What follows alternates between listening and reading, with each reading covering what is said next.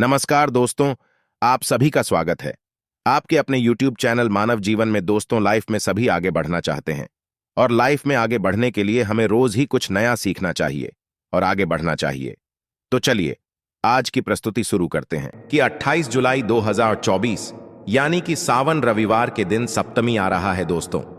इसी दिन किया जाने वाला पंडित जी द्वारा बताया गया 7 चने की दाल वाला उपाय आप लोगों को जरूर करना चाहिए, क्योंकि दोस्तों यह एक ऐसा उपाय है जो कि इस उपाय को करने के बाद दोस्तों आपको पूरे कोई और उपाय को करने की जरूरत नहीं है, क्योंकि सबसे बड़ा और सबसे नया यह उपाय पंडित जी ने अपनी अभी की सीहोर की कथा में ही बताया है।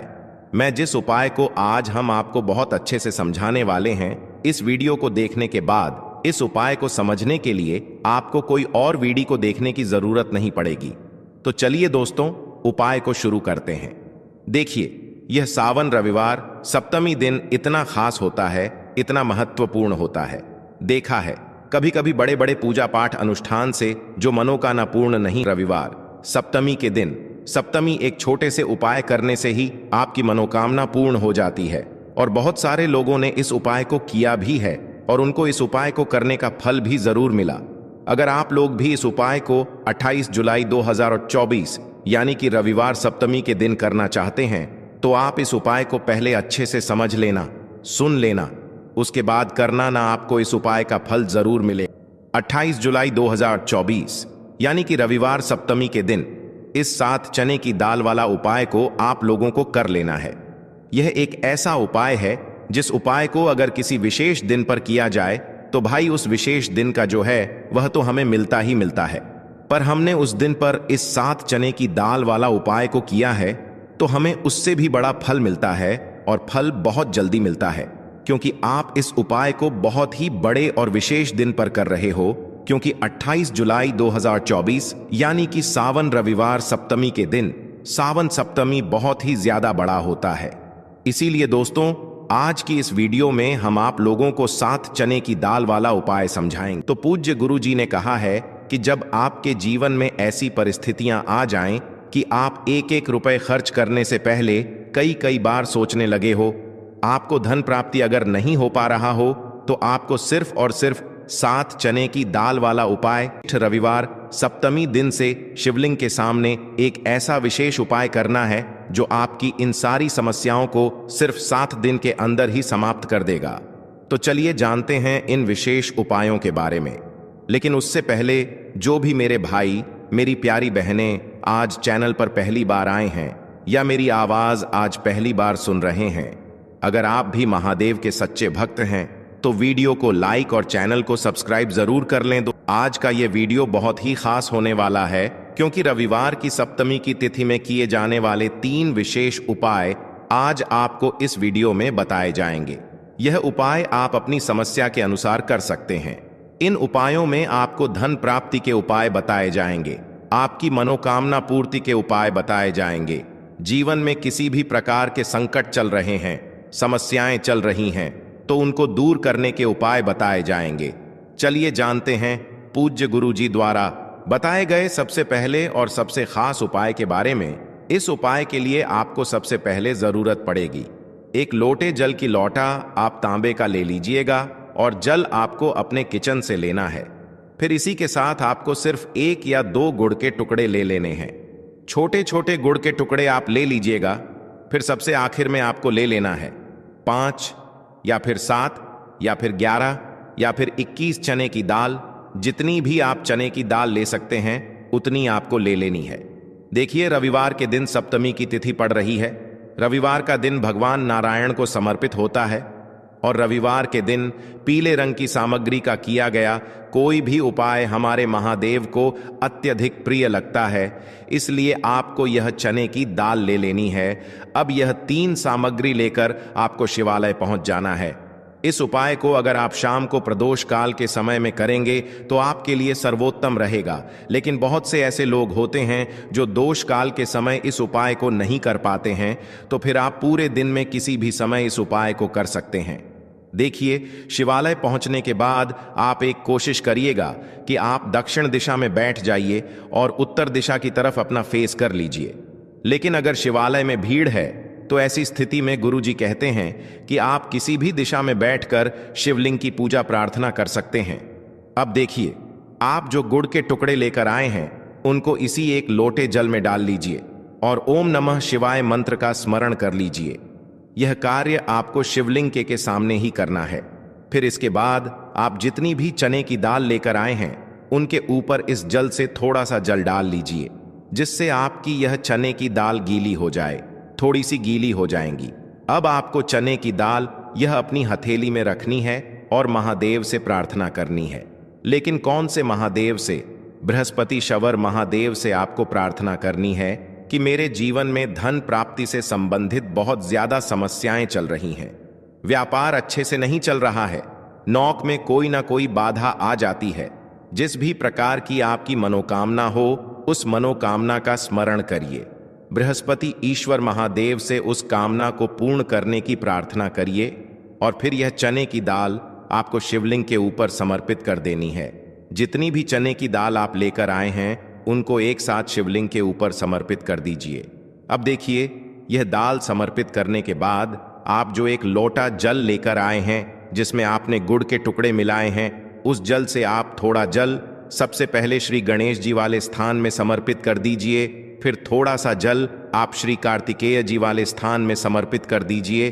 फिर थोड़ा सा जल माता अशोक सुंदरी वाले स्थान में समर्पित कर दीजिए और फिर थोड़ा सा जल माता पार्वती के हस्त कमल में समर्पित करते हुए आपको बाकी बचा हुआ पूरा जल शिवलिंग के ऊपर समर्पित करते जाना है और लगातार ओम नमः शिवाय या फिर शिव महापुराण के मूल मंत्र श्री शिवाय नमस्तुभयम, इन दोनों में से किसी भी एक मंत्र का लगातार स्मरण करते जाना है।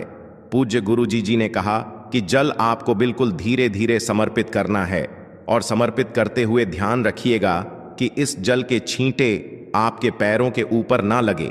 फिर उसके बाद वहीं शिवलिंग के सामने बैठकर बृहस्पति शवर महादेव से प्रार्थना करते हुए आपको वापस अपने घर आ जाना है। पूज्य गुरुजी ने कहा कि रविवार सप्तमी के दिन अगर हम लोग चने की दाल वाला कोई भी उपाय शिवलिंग के सम्मुख करते हैं तो इससे हमें महादेव तथा भगवान नारायण की एक साथ कृपा प्राप्त होती है। तो दोस्तों, यह विशेष उपाय आप जरूर करिएगा। अब जानते हैं गुरुजी द्वारा बताए गए दूसरे खास उपाय के बारे में। यह उपाय भी आपकी मनोकामना को पूर्ण करने के लिए है। इस उपाय के लिए भी आपको एक लोटा जल ले लेना है, साथ ही साथ आपको एक बेलपत्र ले लेनी है। अगर आपके पास बेलपत्र नहीं है तो शिवलिंग के ऊपर चढ़ी हुई बेलपत्र को उठाकर जल से शुद्ध करके फिर आप उसका भी इस्तेमाल कर सकते हैं। बस आपको हमेशा ध्यान रखना होता है कि यह बेलपत्र कहीं से भी कटी फटी नहीं होनी चाहिए। फिर सबसे आखिर में आपको थोड़ा सा शहद ले लेना है। थोड़ा सा 2-4 बूंद आप शहद ले लीजिए और अब यह सारी सामग्री लेकर आपको शिवालय पहुंच जाना है। इस उपाय को भी आप पूरे दिन में किसी भी समय कर सकते हैं। देखिए, यह उपाय भी आपकी मनोकामना को परिपूर्ण करने के लिए है, धन प्राप्ति के लिए है, व्यापार के लिए है, नौकरी के लिए है, कोई भी विशेष मनोकामना है तो उसको पूर्ण करने के लिए है। अब देखिए, शिवालय पहुंचने के बाद सबसे पहले आप जो एक बेलपत्र लेकर आए हैं, बेलपत्र की तीनों पत्तियां जिस स्थान पर जुड़ी रहती थीं उसी स्थान पर आपको यह शहद लगा देना है। 1 बूंद शहद या 2 बूंद शहद जो आप लेकर आए हैं उसको अपनी अनामिका उंगली में लगाइए और इस शहद को आप बेलपत्र की जो तीनों पत्तियां होती हैं उस तीनों पत्तियों का जो मिलन बिंदु होता है, जहां पर तीनों पत्तियां मिलती हैं, उस स्थान पर आपको यह थोड़ा सा शहद लगा देना है। यहां पर आपको शहद लगा देना है और फिर इसी स्थान पर आपको पकड़ लेना है। जिस स्थान पर आपने शहद लगाया है उसी स्थान पर आप पकड़ लीजिए और इस बेलपत्र को आप शिवलिंग के ऊपर समर्पित कर दीजिए। आपकी जो भी मनोकामना है उस मनोकामना का स्मरण करिए, महादेव से उस मनोकामना को पूर्ण करने की प्रार्थना करिए और फिर यह बेलपत्र आपको शिवलिंग के ऊपर समर्पित कर देनी है। ध्यान रखिएगा, बेलपत्र की जो चिकनी साइड का हिस्सा है वह शिवलिंग में टच करेगा और बेलपत्र की डंडी जलाधारी की तरफ रहेगी। इसके बाद आप जो एक लोटा जल लेकर आए हैं उसको धीरे धीरे इसी बेलपत्र के ऊपर समर्पित करते जाइए और लगातार ओम नमः शिवाय या फिर श्री शिवाय नमस्तुभयम, इन दोनों में से कि किसी भी एक मंत्र का स्मरण करते जाइए। पूज्य गुरुजी ने कहा कि जल आपको इतने धीरे समर्पित करना है कि जल समर्पित करते हुए आप कम से कम 11 बार ओम नमः शिवाय मंत्र का स्मरण जरूर कर लें। फिर इसके बाद जो जलाधारी से जल नीचे गिर रहा है उसको तो थोड़ा सा अपनी हथेली में लीजिए और अपनी दोनों नेत्रों के ऊपर यानी अपनी दोनों आंखों के ऊपर इस जल को लगा लीजिए। गुरुजी कहते हैं कि गुरुवारी सप्तमी के दिन किए जाने वाला यह उपाय आपके सोए हुए भाग्य को चमकाने के लिए है, आपकी रूठी हुई किस्मत को बदलने के लिए है। इसलिए इस गुरुवारी सप्तमी के दिन आप इस उपाय को जरूर करिएगा। अब जानते हैं पूज्य गुरुजी द्वारा बताए गए सबसे आखिरी उपाय के बारे में। यह उपाय भी आपकी किसी भी परेशानी से आपको बाहर निकालने के लिए है तथा आपको सफलता प्राप्त कराने के लिए है। इस उपाय के लिए आपको सिर्फ 2 सामग्री लेनी है। पहली तो आपको एक लोटा जल लेना है और दूसरा थोड़ा सा आपको पीला चंदन लेना है। पीले चंदन में थोड़ा सा जल मिला लीजिए और इसे एक लेप की तरह तैयार कर लीजिए और यह दोनों सामग्री लेकर आपको शिवालय पहुंच जाना है। देखिए, शिवालय पहुंचने के बाद सबसे पहले आप जो चंदन लेकर आए हैं उस चंदन को अपनी अनामिका उंगली में लगाइए और सबसे पहले श्री गणेश जी वाले स्थान पर एक बिंदी यानी एक टीकी रख दीजिए। फिर दोबारा थोड़ा सा चंदन लगाइए और श्री कार्तिकेय जी वाले स्थान पर एक बिंदी यानी टीकी रख दीजिए। फिर तीसरे नंबर पर आप माता अशोक सुंदरी वाले स्थान पर एक बिंदी लगाइए और ओम नमः शिवाय मंत्र का स्मरण कर लीजिए। फिर चौथे नंबर पर आप जलाधारी की सबसे आगे वाले स्थान पर एक बिंदी लगाइए और ओम नमः शिवाय मंत्र का स्मरण कर लीजिए। फिर 5वें नंबर पर आप माता पार्वती के हस्त कमल में एक बिंदी लगाइए और ओम नमः शिवाय मंत्र का स्मरण कर लीजिए। फिर 6ठे नंबर पर आप शिवलिंग का जो पीछे वाला स्थान होता है जलाधारी के बिल्कुल अपोजिट साइड वाला, वहां पर एक बिंदी लगाइए और ओम नमः शिवाय मंत्र का स्मरण कर लीजिए। और आपको एक बार केवल उंगली नहीं डुबो है चंदन में, बल्कि एक बार गणेश जी वाले स्थान पर लगाइए, फिर दोबारा उंगली चंदन में डुबोइए, फिर दूसरे स्थान पर लगाइए, फिर दोबारा चंदन में डुबोइए। हर बार आपको उंगली चंदन में डुबो है और फिर उसके बाद ही लगाना है। इसके बाद सबसे आखिर में आप शिवलिंग के ऊपर एक बिंदी लगा दीजिए और ओम नमः शिवाय मंत्र का स्मरण कर लीजिए। इन 7 स्थान पर आपको यह बिंदी लगाते हुए 7 बार ओम नमः शिवाय मंत्र का स्मरण कर लेना है। इसके बाद आप जो एक लोटा जल लेकर आए उसको धीरे धीरे समर्पित करते हुए ओम नमः शिवाय या श्री शिवाय नम शुभम मंत्र का स्मरण करिए। उसके बाद अपनी सफलता के लिए, अपनी मनोकामना के लिए महादेव से प्रार्थना कर लीजिए और फिर वापस अपने घर आ जाइए।